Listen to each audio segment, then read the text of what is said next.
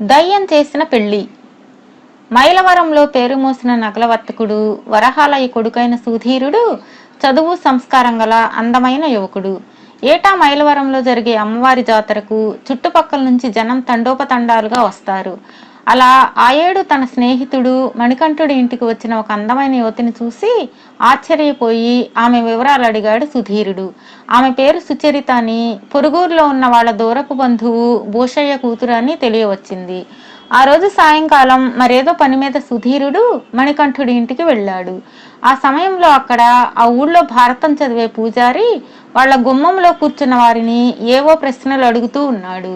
మీరిన్నాళ్లుగా నే చదివే భారతం వింటున్నారు కదా, పాపం పుణ్యం అంటే ఏమిటో చెప్పండి చూద్దాం అన్న పూజారి ప్రశ్నకు అక్కడున్న వారెవరూ సమాధానం చెప్పలేకపోయారు. దూరంగా నిలబడ్డ సుచరిత చిన్నగా నవ్వుతూ చెయ్యి పైకెత్తింది. నీకు తెలిస్తే చెప్పమ్మా అన్నాడు పూజారి. ఇతరులకు మేలు కలిగించటం పుణ్యం, బాధ కలిగించడం పాపం అన్నది సుచరిత. చక్కగా చెప్పావు తల్లి. ఈ ప్రశ్న కూడా నువ్వే సరైన సమాధానం చెప్పగలవు అనుకుంటాను. నువ్వు సూర్యుడిలా ప్రకాశించాలని కోరుకుంటావా, చంద్రుడిలా ప్రకాశించాలని ఆశిస్తావా అని అడిగాడు పూజారి. దుర్మార్గుల పట్ల సూర్యుడిలా తీక్షణంగాను, మంచివారి వద్ద చంద్రుడిలా చల్లగా ఉండాలని ఆశిస్తాను అన్నది సుచరిత.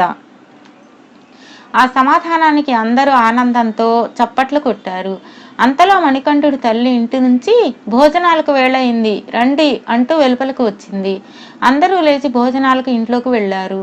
చాటు నుంచి సుచరిత అందమే కాకుండా ఆమె తెలివితేటలు, చలాకీతనం, అణుకువ చూసి ముగ్ధుడైన సుధీరుడు ఆమెకి ఇష్టమైతే ఆమెను పెళ్లాడాలనుకున్నాడు. 2 రోజుల తర్వాత స్నేహితుడి ద్వారా సుచరిత తండ్రికి తన అభిమతాన్ని తెలియజేశాడు.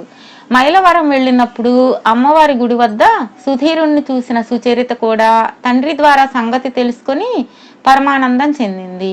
మంచి రోజు చూసుకుని భోషయ్య మైలవరం వెళ్ళి సుధీరుడి తండ్రి వరహాలయ్యను కలుసుకుని కూతురు పెళ్లి విషయం ప్రస్తావించాడు.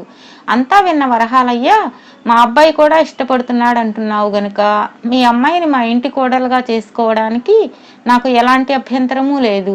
అయితే ఇప్పటికే లక్షలకు లక్షల కట్నంగా ఇస్తామంటూ అనేక సంబంధాలు వచ్చాయి. నువ్వు 1,00,000 వరహాలు కట్నంగా ఇచ్చే మాట అయితే రాబోయే ముహూర్తంలోనే పెళ్లి జరిపించవచ్చు అన్నాడు నిర్మోహమాటంగా.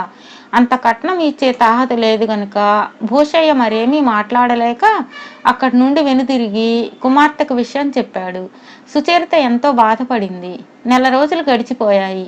సుచరిత ఒకనాడు బిందె తీసుకుని మంచినీళ్లు తేవడం కోసం తన స్నేహితురాలు సుమతితో కలిసి కొలను వద్దకు వెళ్ళింది. సుచరిత విచారంగా ఉండడం గమనించిన సుమతి, ఎందుకు అలా విచారంగా ఉన్నావు అని అడిగింది. సుచరిత గాఢంగా నిట్టూరుస్తూ, నాకు సుధీరుడితో పెళ్ళవుతుందనే ఆశపడ్డాను. అతను నన్నెంతగానో ఇష్టపడ్డాడు, నేను అతన్ని ఇష్టపడ్డాను. అయితే అతని తండ్రి ధనాశ, మా పేదరికం అడ్డగోలుగా నిలవడంతో మా పెళ్లి జరగలేదు. ఇప్పుడు వాళ్ళు సుందరి అనే ధనవంతురాలైన మరో అమ్మాయి పెళ్లి చూపులకు వెళుతున్నారట అన్నది. ఆమె మాటలు మంచినీళ్ల కొలనుకు కొద్ది దూరంలోని చింత చెట్టు మీద కునుకుపాట్లు పడుతున్న దయ్యం చెవిన పడి ఉలిక్కిపడి లేచింది. చాలినంత కట్నం తీసుకురాలేదని అత్తమామలు పెట్టిన బాధలు భరించలేక ఆత్మహత్య చేసుకోవడం వల్లే ఇవాళ తన దయ్యంగా కాలం వెళ్లదీస్తోంది. సుచరిత పరిస్థితికి దయ్యం చలించిపోయి ఆమెకి ఎలాగైనా సాయపడాలని నిర్ణయించింది. తల్లిదండ్రుల వెంట సుధీరుడు పెళ్లి చూపులకు వెళ్ళాడు.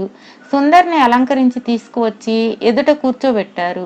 సుందరి ఉన్నట్టుండి పళ్ళెంలో ఉన్న అరటి పండును తీసి ఒక ముత్తైదువు మీదకి విసిరింది. పూల జడను లాక్కుంటూ తలపైకెత్తి బిత్తర చూపులు చూడసాగింది. అంతే, వచ్చిన వారందరూ సుందరికి పిచ్చి పట్టిందనుకోవడంతో పెళ్లి చూపులు ఆగిపోయాయి. మర్నాడు ఒంటరిగా కొలనుకు నీళ్లు తేవడానికి వెళ్ళిన సుచరిత, నిన్ను కాదన్న ఆ పొగరుబోతుకు తగిన శాస్తి జరిగింది, పెళ్లి ఆపేశాను అన్న మాటలు విని తల పక్కకు తిప్పి చూసింది. ఒక దయ్యం చెట్టుపై నుంచి కిందికి దూకుతూ సుందరిని పట్టుకుని వింత చేష్టలు చేసి దాని పెళ్లి చూపులు ఆగిపోయేలా చేశాను, నీకు సంతోషమే కదా అన్నది. సుచరిత దయ్యాన్ని చూసి మొదట భయపడ్డా ఆ తరువాత తేరుకుని, ఎంత మాత్రం కాదు, నా మూలంగా ఒక ఆడపిల్ల పెళ్లి ఆగిపోవడం చాలా బాధాకరం. అయినా ఎవరు నిన్ను పని చేయమన్నారు అన్నది బాధగా. ఎవరో చెప్పాలా ఏం? 4 రోజుల క్రితం నువ్వు నీ స్నేహితురాలతో చెప్పిన మాటలన్నీ విన్నానులే.